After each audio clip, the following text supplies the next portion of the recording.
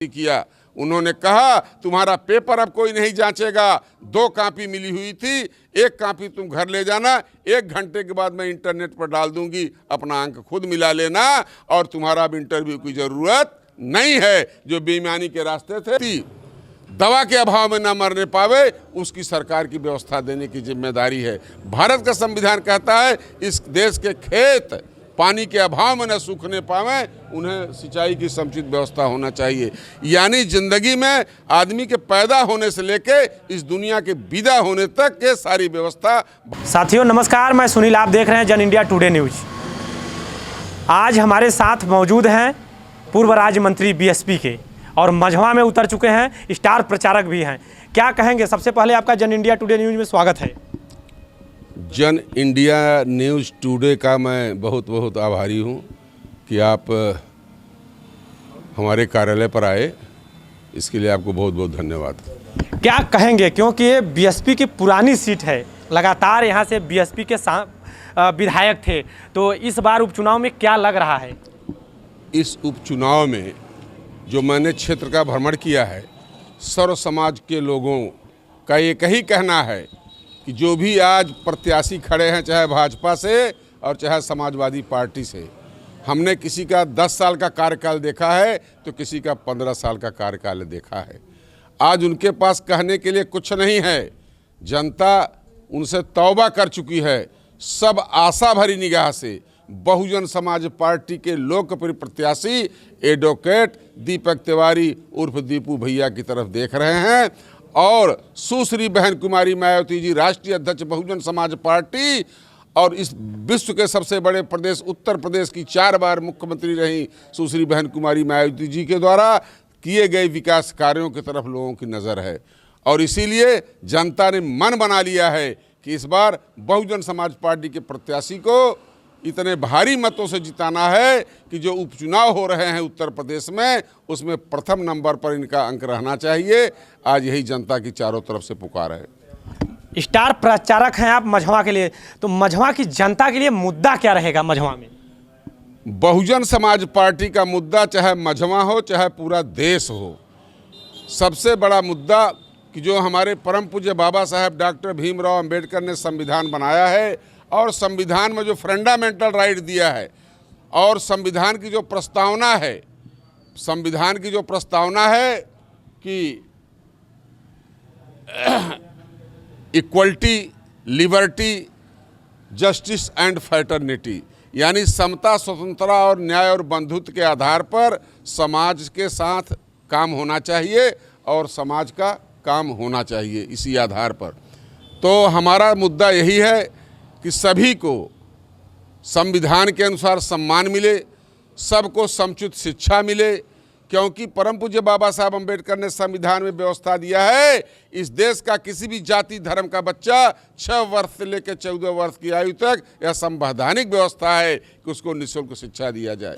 भारत का संविधान कहता है इस देश का हर नौजवान के हाथों में रोजगार होना चाहिए, उसको व्यवसाय का मौका मिलना चाहिए। भारत का संविधान यह कहता है कि इस देश में रहने वाले प्रत्येक स्त्री पुरुष बगैर जाति के भेदभाव के उसके साथ उसका सम्मान होना चाहिए। किसी भी व्यक्ति का जाति या उसके कपड़े, वस्त्र या उसके आर्थिक स्थिति के आधार पर सम्मान नहीं, बल्कि एक भारत के नागरिक के नाते उसका सम्मान होना चाहिए। भारत का संविधान कहता है चलने के लिए अच्छी सड़क चाहिए। भारत का संविधान कहता है कि कोई व्यक्ति भूख से ना मरने पावे, यह जिम्मेदारी सरकार की होती है जो उसकी व्यवस्था दे। भारत का संविधान कहता है इस देश का कोई व्यक्ति दवा के अभाव में न मरने पावे, उसकी सरकार की व्यवस्था देने की जिम्मेदारी है। भारत का संविधान कहता है इस देश के खेत पानी के अभाव में न सूखने पावे, उन्हें सिंचाई की समुचित व्यवस्था होना चाहिए। यानी जिंदगी में आदमी के पैदा होने से लेके इस दुनिया के विदा होने तक के सारी व्यवस्था भारत के संविधान ने दिया है। और बहुजन समाज पार्टी कहती है कि हम उसी संविधान को लागू करेंगे। और जैसा कि बहन जी ने किया, आपने देखा इस देश में तमाम पार्टियों की सरकार कई सालों तक रही है, लेकिन बहुजन समाज पार्टी का चारों कार्यकाल मिला दीजिए तो 7 साल कुछ महीने होते हैं। ये 7 साल कुछ महीने बहुजन समाज पार्टी के किए गए कार्य के आज़ादी के 75 साल के कामों को भारी पड़ गया था। आपने देखा था लाखों लाख भर्तियां, इतिहास में पहली बार हुआ था। जो हमारा नौजवान कहता था कि मैंने लिखा तो बहुत बढ़िया लेकिन बेईमानी हो गई, इंटरव्यू में उसमें मैं पास हो गया तो इंटरव्यू में फेल कर दिया गया। आपने देखा कि पहली बार भारत में उत्तर प्रदेश से बहन जी ने पुलिस की भर्ती किया। उन्होंने कहा तुम्हारा पेपर अब कोई नहीं जांचेगा, 2 कॉपी मिली हुई थी, 1 कॉपी तुम घर ले जाना, 1 घंटे के बाद मैं इंटरनेट पर डाल दूंगी, अपना अंक खुद मिला लेना और तुम्हारा अब इंटरव्यू की ज़रूरत नहीं है। जो बेईमानी के रास्ते थे उसे बहन जी ने ख़त्म कर दिया। बहन जी ने जिन बैकलॉगों पर भर्ती लगी हुई थी, चाहे वो सामान्य वर्ग के हों, चाहे ओबीसी अन्य पिछड़े वर्ग के लोग हों, चाहे अनुसूचित जाति जनजाति के लोग हों और चाहे माइनॉरिटी के लोग हों, सभी के लिए बैकलॉग की भर्तियां उन्होंने खोल दी। आपने देखा कि अपने शासनकाल में जितनी भर्तियां उन्होंने की, उसके बाद की सरकारों को आपने देखा, किसी के सरकार में कोई भर्ती निकलती थी, समाजवादी पार्टी सरकार में तो मुकदमे हो जाते थे, हाई कोर्ट लंबित रहते थे, सालों साल सरकार निकल जाती थी। भारतीय जनता पार्टी की सरकार में पेपर लीक हो जा रहा है।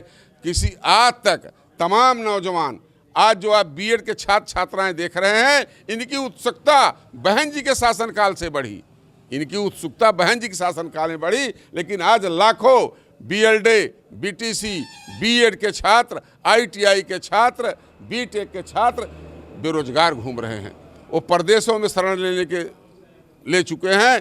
तो ये हालत है।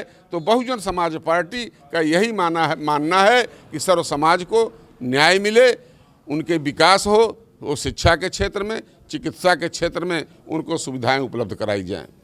लड़ाई किससे है आपकी, सपा या भाजपा से? भाई हमारी लड़ाई गुंडागर्दी से है, हमारी लड़ाई अन्याय अत्याचार से है, हमारी लड़ाई भ्रष्टाचार से है, हमारी लड़ाई, आप कल्पना करें भाई हमारी लड़ाई क्या है, हमारी लड़ाई तो कुरीतियों से, हमारी तो लड़ाई इन नाकामिल सरकारों से है। लड़ाई में कोई नहीं है हमारे। आज बहुजन समाज पार्टी में जो लोग लड़ रहे हैं उनके पास कोई मुद्दा नहीं है। कोई हिंदू मुस्लिम का मुद्दा उठा रहा है, कोई पीडीए, कोई एनडीए, कोई एनडीए, ये इतना नामों से ये लोग प्रचलित हैं कि जनता खुद ही भ्रमित है कि ये भाई इनकी विचारधारा क्या है। इसलिए सीधे सीधे हमारे माननीय दीपक तिवारी जी यहाँ पर बहुत ही ज़्यादा मतों से जीत रहे हैं। जनता का इस आशीर्वाद मिला है। मैं किसी जाति की बात नहीं करता हूँ। जब मैंने एक लाइन में कह दिया कि सभी जाति धर्म के लोग आशा भरी निगाह से बहुजन समाज पार्टी के प्रत्याशी श्री दीपक तिवारी एडवोकेट जी की तरफ देख रहे हैं और सुश्री बहन कुमारी मायावती जी की तरफ देख रहे हैं और भारतीय संविधान की तरफ देख रहे हैं कि संविधान के एक मात्र रक्षक बहुजन समाज पार्टी है और उसके द्वारा अधिकृत किए गए प्रत्याशी माननीय दीपू तिवारी जी हैं, जो खुद एक अधिवक्ता भी हैं। अगर दीपक तिवारी जी जीतते हैं आज, तो पहला काम मझवा में क्या होगा? पहला आप यह जान लीजिए कि उनको अगर जीत तो रहे ही हैं, उनको केवल 18 महीने मिलेंगे।